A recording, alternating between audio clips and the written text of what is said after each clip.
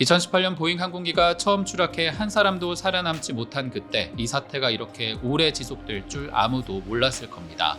이듬해 같은 기종이 이륙 6분 만에 추락해 잘못 설계된 조종 시스템이 원인으로 지목됐고 2년 가까이 모든 항공기 운항이 중단되기도 했죠.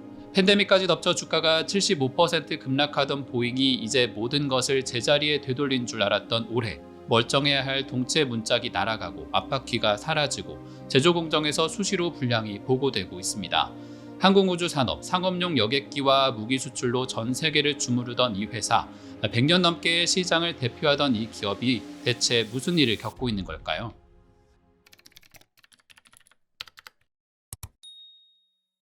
알래스카 항공의 사고기인 1282편은 불과 이륙 10분 만에 사고를 겪었습니다. 좌석을 늘리기 위해 불필요한 비상구를 막아둔 도어 플러그가 16,000피트 상공에서 폭발음과 함께 사라진 겁니다.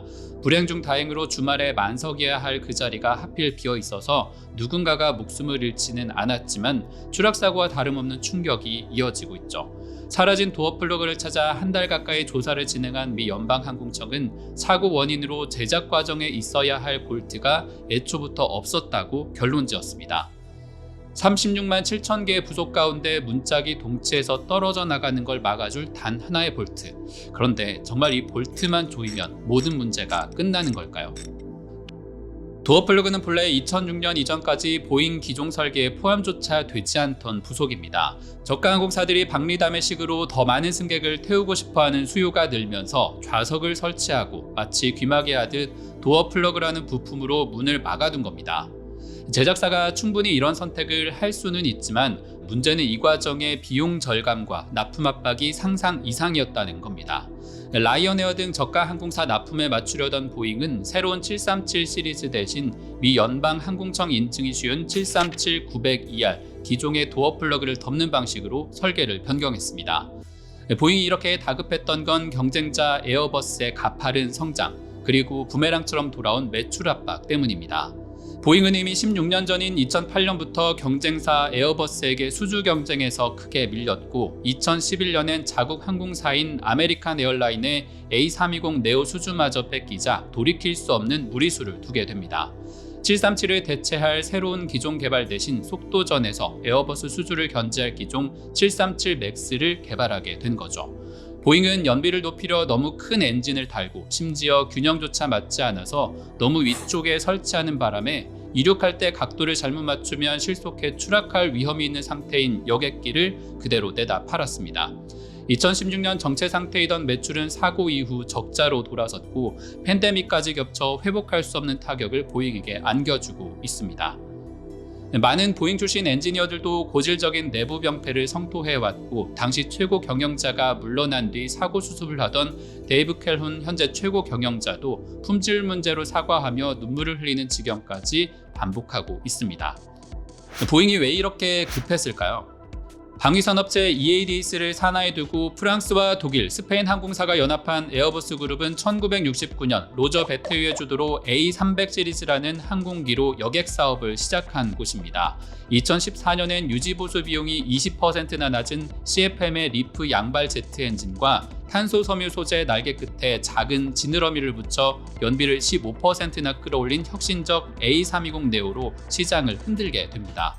대한항공을 비롯한 항공사 수주가 늘고 보잉이 쥐고 있던 737 중단거리 여객기 시장이 이후 차례로 잠식당하면서 2018년 이후 에어버스가 벌써 5년째 전체 수주량에서 보잉을 완전히 넘어서고 있죠. 에어버스는 지난해 1년간 주문 취소를 제외한 2,094대의 여객기를 수주했고 수주 잔량은 8,598기에 달합니다.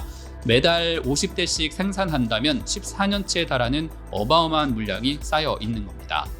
현재 보잉의 신형 737 맥스 항공기의 매달 생산 목표는 38대, 그마저도 수주는 완전히 말라붙었습니다. 수주 잔고 세부 항목에서도 소형 단일 통로 항공기에서는 완전히 밀려났고 현재 주력인 와이드바디, 중장거리 여객기도 신규 수주에서 에어버스에 밀려나기 시작했습니다.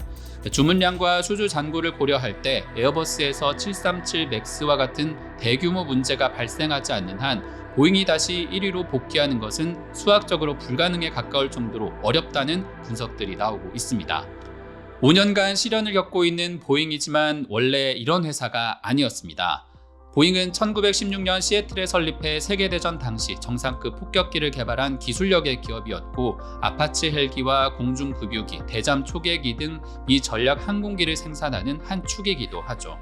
제트 여객기 시대를 열어준 707 여객기를 시작으로 세계 최초의 4개의 엔진과 2층 객실을 갖춘 747 전보기 등으로 기술력으로 시장을 독점하다시피 한 기업이기도 합니다.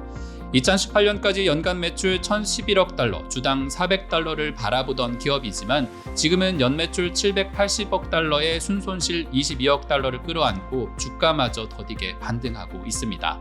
지난해 저점 대비 50%가량 올랐던 주가는 올해 사고 여파로 12% 도로 하락하고 있고 월가 모건 스탠리, 뱅크 오브 아메리카, 웰스파고 등은 동일 비중으로 부정적 전망을 내고 있는 곳입니다. 보잉의 오랜 고객사인 유나이티드 항공은 차기작인 737 맥스 10 도입을 연기하기로 결정했고 항공업계에 오랜 영향력을 행사해왔던 아랍에미리트 항공의 팀 클라크는 마지막 기회라며 경고를 보내고 있습니다. 보잉이 경영을 우선하던 맥도넬 더글라스와 합병한 뒤 기술보다 재무 성과에 집착한다는 비판도 커지고 있습니다. 팀 클라크 경은 항공기를 어떻게 생산하는지 그 뿌리와 가지부터 살펴봐야 하고 그것이 바로 좋은 경영의 출발점이라고 꼬집고 있습니다. 투자 대비 수익률과 현금 흐름, 주주보상 계산기를 두드리는 사이 경쟁사 에어버스는 동급 최대이자 가장 효율 좋은 A321 네오 인도에 속도를 내고 있습니다. 보잉처럼 한때 큰 위기를 겪은 GE를 가까스로 정상화시킨 로렌스 컬프 GE 회장은 주력인 항공엔진 사업에 대해 이렇게 비유합니다. 제품 관점에서 보면 오랜 기간에 걸쳐 구축할 수도 있고 그 반대일 수도 있는 비즈니스라고 말이죠. 같은 관점에서 지금 문짝이 떨어져 나간 채 납품사 하청업체의 감시를 늘리려는 보잉이 언제까지 지금 기종으로 버틸 수 있을까요?